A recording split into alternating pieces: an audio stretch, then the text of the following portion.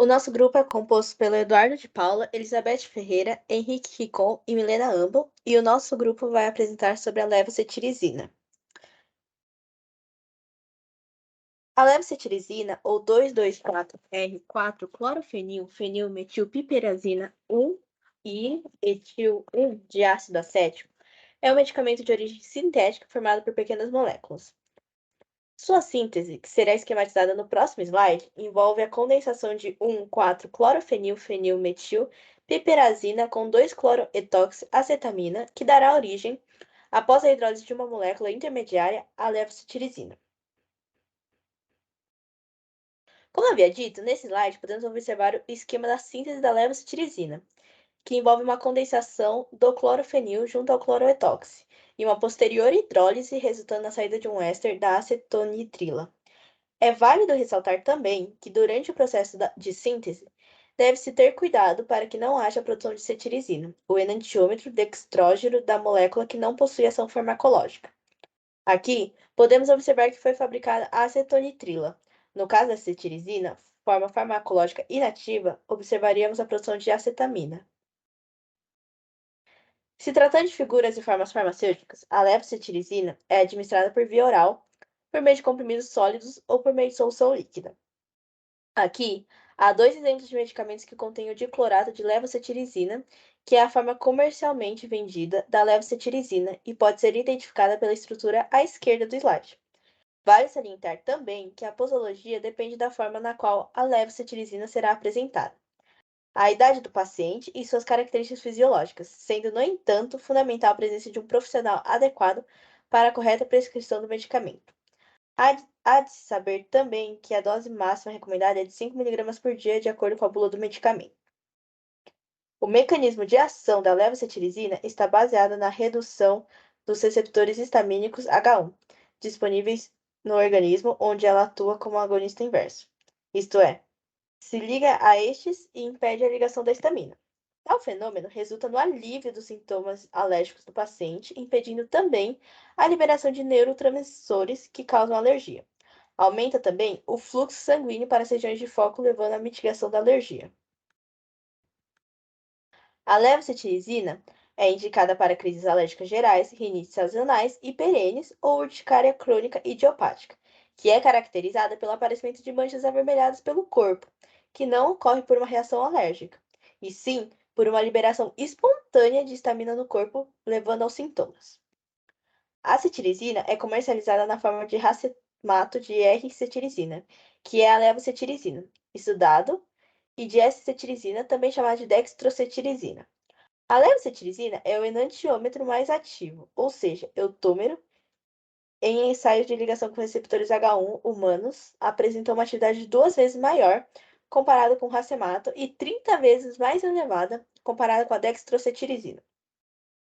A levocetiricina apresenta uma meia-vida muito mais longa que a dextrocetiricina, que é o enantiômetro menos ativo, ou seja, distômero.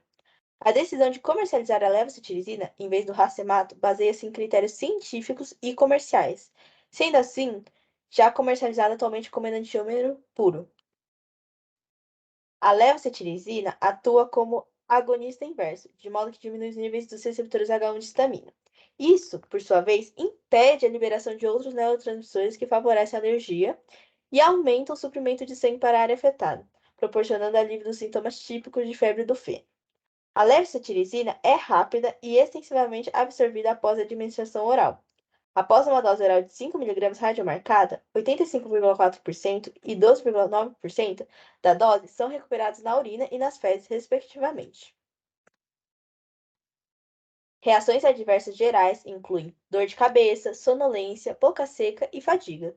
As reações adversas no sistema nervoso, tais como dor de cabeça, sonolência, fadiga e até a sensação de boca seca, estão relacionadas ao efeito depressor da droga no sistema neural, já que antihistamínicos, incluindo a levocetiricina, se ligam aos receptores H3 do sistema nervoso, induzindo assim a vagareza do sistema nervoso.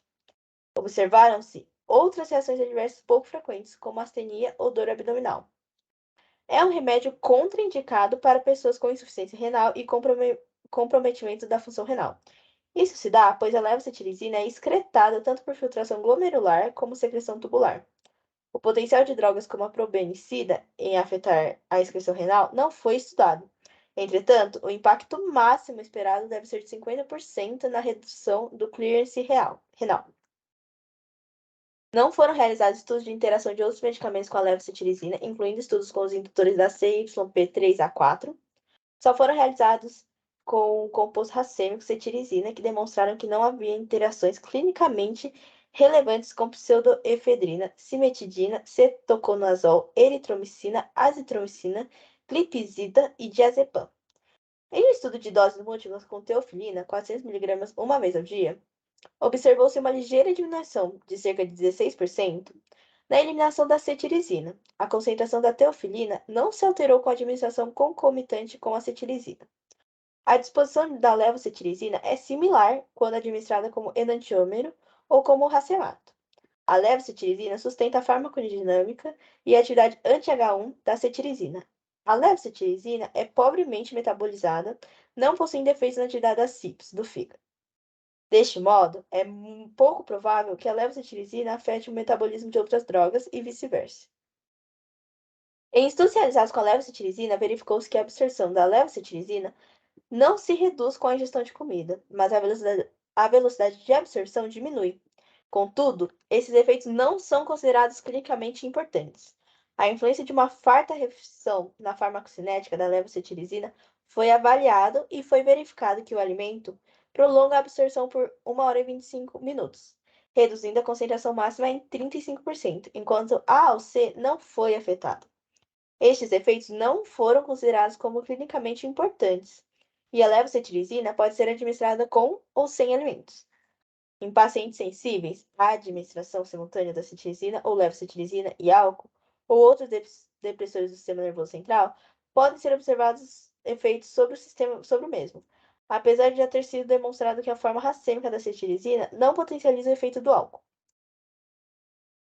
Com a grande disponibilidade de antialérgicos no mercado, pode haver confusões em relação ao medicamento ideal para o paciente, ainda mais que há um grande consumo desses, e que muitas pessoas não vão ao médico por causa de alergias, e por isso, para um paciente comum, é fundamental uma presença de um profissional, como um farmacêutico, por exemplo, para guiá-lo e que possa prescrever a melhor opção de acordo com as suas características fisiológicas, evitando assim possíveis reações adversas ou ineficiência medicamentosa. Essas são as referências bibliográficas do nosso trabalho sobre a levocetilizina, e muito obrigada.